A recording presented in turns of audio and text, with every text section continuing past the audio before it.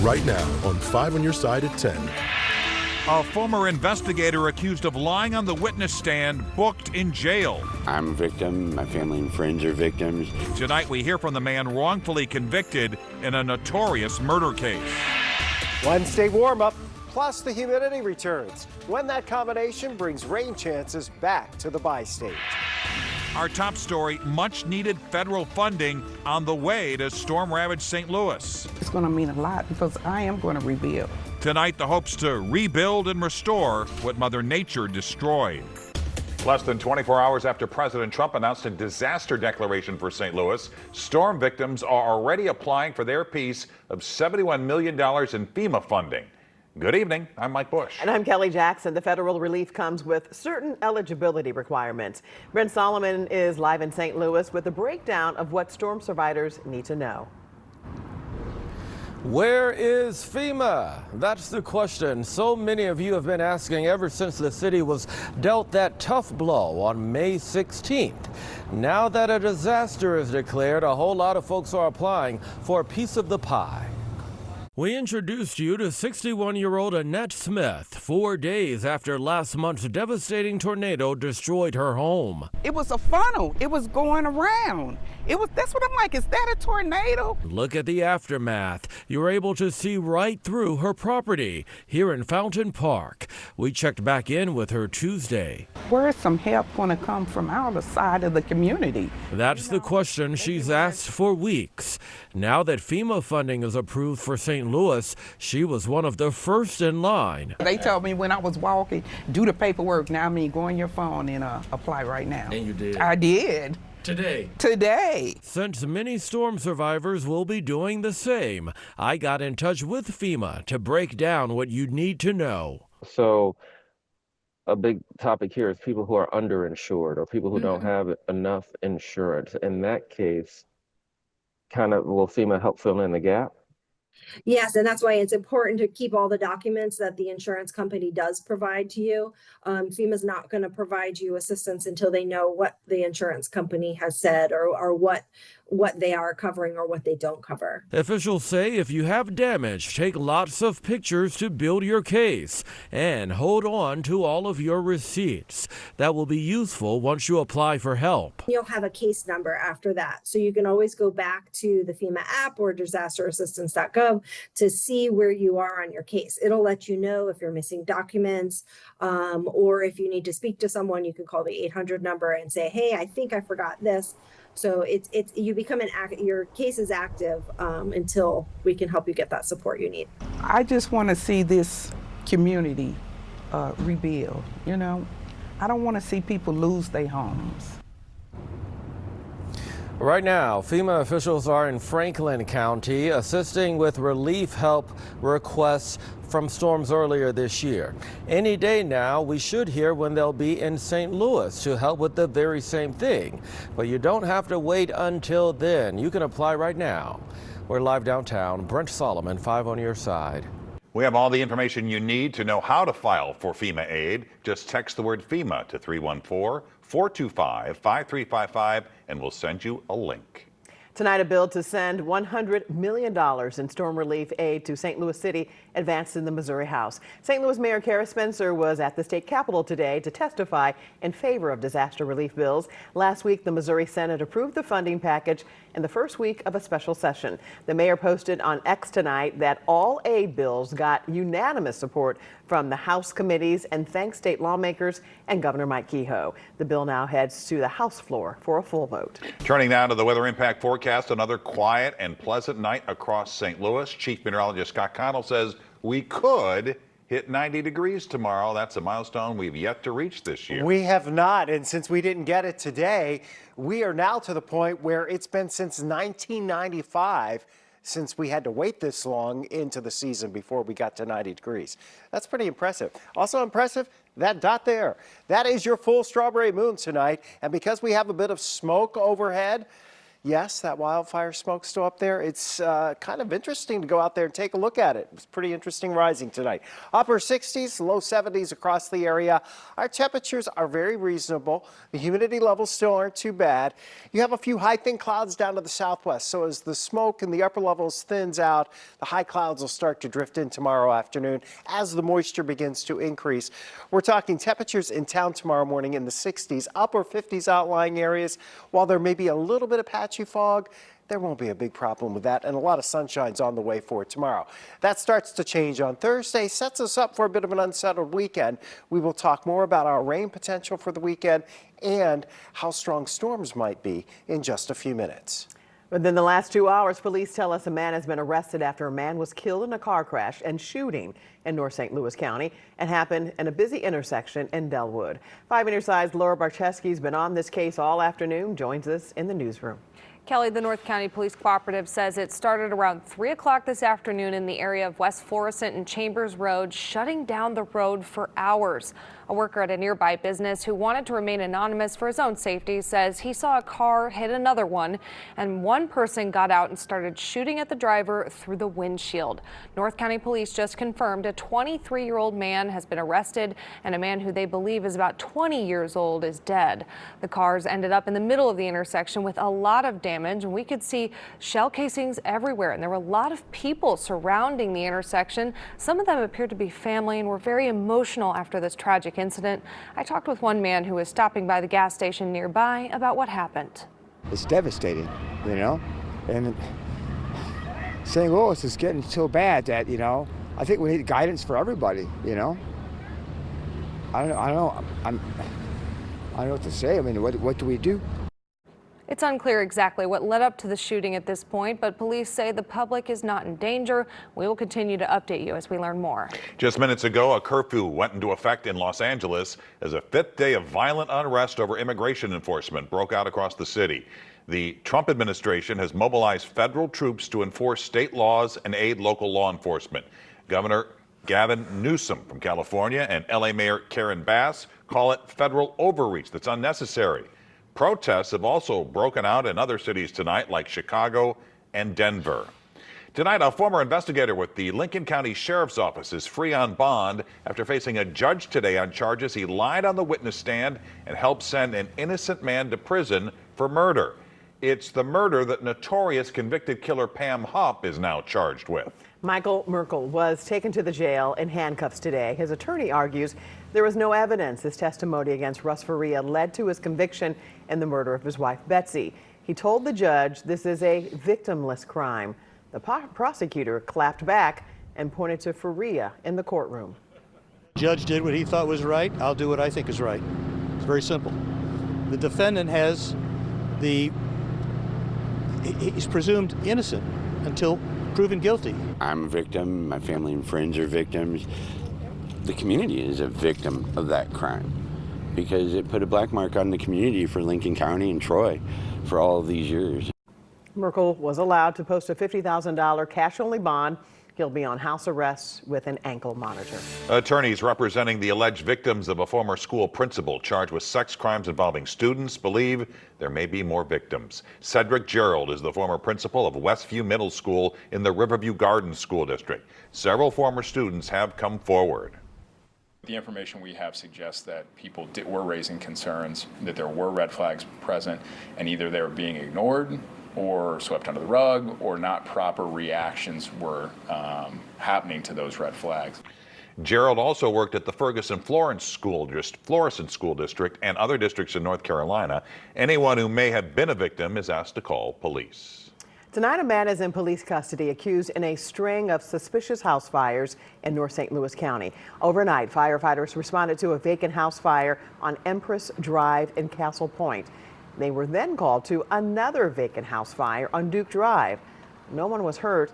North County Rescue and Fire says this is the second time in the last few weeks the department has responded to suspicious fires. The St. Louis Regional Bomb and Arson Unit is investigating. And with the stroke of a pen, Governor Mike Kehoe enacted a law today to strengthen public safety in Missouri. Senate Bill 81 includes reinforcing background checks, modernizing fireworks regulations, supporting families of law enforcement officers, continuing funding for emergency response, preparedness, and strengthening protections for victims of childhood sexual abuse. The clock is ticking for senior citizens in St. Louis County to apply for a property tax freeze. The deadline to apply is June 30th. County Councilman Dennis Hancock wants to clear up confusion over assessments showing the value of their homes have gone up. He says that won't impact how much they'll pay. The process will calculate the credit between the amount that would be due if they weren't signed up for the freeze and the amount that they paid last year, so that they will see that as a credit on their tax bill. You can apply online or in person at county headquarters in Clayton, on the 3 satellite offices in St. Anne, Chesterfield, or South County. And the county has added Saturday hours at select locations. A new mural now brightens a stretch of Arsenal where a dark day unfolded more than 2 years ago. Art students at Central Visual and Performing Arts High School painted the mural on the side of a SSM Health Cardinal Glennon Pediatric Health Center. It's located right across the street from the school. Some students took cover there during the 2022 shooting when a teacher and student were killed. 7 people were injured. The students say the mural is meant to bring some joy to everyone who sees it. Closed for business. We've lost major economic dollars and population. The economic engine has been stalled in North St. Louis for decades. We really hope that it just turns around. Tonight, the hope and fears on whether it can be restarted. How long do we have to keep holding on? We do have weekend rain chances in the forecast, but some of us may not end up with a whole lot in the rain gauge. The updated timing and trends in 7 minutes. Just hours ago, General Motors announced it is investing $4 billion to boost production in the United States. Now, this does not include the GM plant in Wentzville. The assembly lines for the Chevy Blazer and Equinox will be moved from Mexico to plants in Michigan, Kansas, and Tennessee. The move is seen as a way to sidestep the 25% tariffs on car and part imports implemented by President Trump. Too many boarded up buildings, empty lots, and not enough thriving businesses. A St. Louis alderwoman says for years that has been the desolate reality in her North Side ward. Now she fears the plight will get worse after the recent tornado. And new tonight, 5 on Your Side's Robert Townsend takes a closer look and asks, what is the city doing to attract new businesses to that area? It's been a month since Klonda King and her fiance opened their new business, Flavor Smoke and Grill, in North St. Louis. It was important for it to have a Black-owned business right in the community and serving great food. They're located near Riverview and Lucille in the Walnut Park area. Liquor stores are pretty much saturated around here. And I don't like it. It was just important for us to come in to this community and just provide a different atmosphere. An atmosphere 13th Ward Alderwoman Pam Boyd says has dramatically changed. In the 70s and 80s, we had schools. We had the Walnut Park School, we had Northwest School. Then we had Carter Corporator. We had General Motors. We had the whole Goodfellow Quarter. That whole campus was all federal government. Alderwoman Boyd says when those major companies moved out, her North Side ward in particular suffered long-lasting blows. We've lost major economic dollars and population. Currently, the St. Louis License Collector's Office estimates there are nearly 5,000 businesses in North City alone. Drive across many of the neighborhoods and you'll see a number of barbershops, nail salons, eateries, and gas stations. I opened the shop up on my birthday 28 years ago. Michael Clark's Rise and Shine Shoe Parlor has been at North Grand and St. Louis Avenue ever since. Clark would like to see these old vacant buildings just outside his doors turned into new productive businesses. It is a younger generation coming up. Got to have something for them to do, like outdoor basketball goals, skating. Somebody has to be willing to take a chance on North St. Louis. City officials say it's not a question of if the business plight here on the North Side will ever improve, but when. Newly elected Mayor Kara Spencer tells me it's one of her top priorities. We do not want to be irresponsible. We saw how the North City Grant Program unrolled in a way that frankly didn't build trust in the system. The North City Commercial Corridor Grant Program was supposed to pump millions of federal COVID relief dollars into North St. Louis. It recently came under fire after a list of approved applicants appeared to include multiple vacant properties. The city said it caught the error before any grant money was awarded. The St. Louis Development Corporation oversees that money.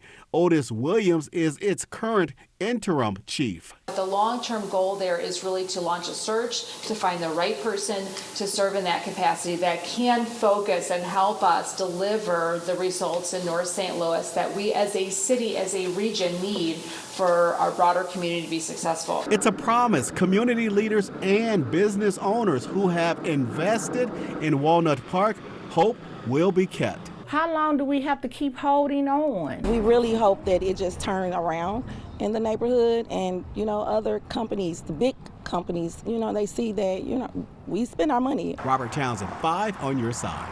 The St. Louis Development Corporation is helping the city assess the damage businesses sustained during the May 16th tornado. You can find more information under the As Seen on TV section on KSDK.com.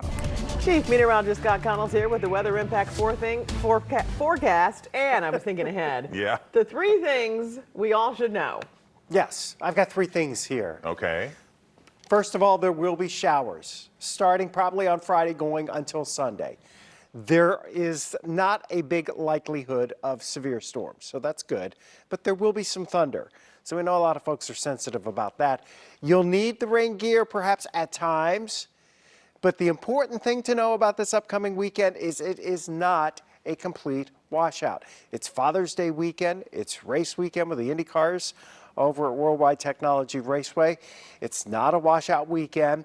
We're going to try to see if, we may have to make some adjustments in our plans and be flexible to dodge those showers, but it's not going to rain the entire weekend. 72 degrees. That's our current temperature at Lambert. The wind has gone calm. We made it up to 81 today. 59 was the low. The moisture is going to start moving back in tomorrow. Right now, skies are mainly clear, some high-level wildfire smoke. That continues to filter out and drift off to the east. We are going to turn the winds more to the south. That will open the door to this moisture that currently is over Texas. That'll make its way towards us with a few clouds later tomorrow afternoon. We're going to be just shy, we think, of that 90-degree mark tomorrow afternoon, topping out at 89 degrees. As we look at the impacts here, potential impacts going into the weekend, sure. There will be some because we're dealing with showers and a few storms, and we've got graduation parties, Father's Day celebrations. There's all kinds of things going on this weekend outside. So we'll have to navigate around that. We think on Friday the moisture's on the increase, and so our shower chances really ramp up Friday afternoon into Friday evening. Now, the energy responsible for this system is mostly south and southeast of St. Louis is in its current forecast track. Of course, there'll be some adjustments over the next couple of days in that track, and also adjustments in the amounts of rain we might see. But odds are the heaviest will be south and east of St. Louis, and there will be dry time. And it's looking increasingly likely that there will be more dry time on Sunday than on Saturday. And in many cases, we won't see a huge amount of rainfall, especially that trend going north and west of St. Louis. This is the American Ensemble models, combination of a whole bunch of runs, kind of taking the average. Heaviest rain south and east of St. Louis.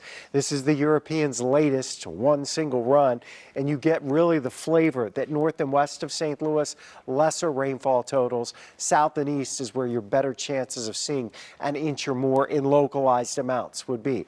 Next couple of days, it does get warm. Humidity starts to increase, particularly on Thursday as the clouds thicken. 89 tomorrow. We'll be in the upper 80s, close to 90, we think, on Thursday, although the clouds may kick that down a degree or two. It's not going to make a big difference in how it feels. And then we get into the weekend, and we have our chances for showers. Notice, though, that we tweaked the chance of rain down just a little bit over the weekend. That's Frank's a good happy thing. about that. Yeah, Frank is happy because of the race on Sunday. Exactly. Yeah. And he's happy I didn't mention the word dew point. He's always happy when don't say that. All right, Scott, thanks. Here's Frank. Can't argue with that. The Cardinals scored 5 runs in the final 2 innings, but was it enough? We are going to show you a United States Senator who can really hit a baseball, and wait till you see this U.S. Open golf course. And right after this newscast, switch over to our 5+ streaming app to watch the latest episode of St. Louis Bites and get an inside look at the kitchens at Neon Greens and the Fatted Calf. You can watch for free through your Roku, Apple, Fire, or Samsung TV device.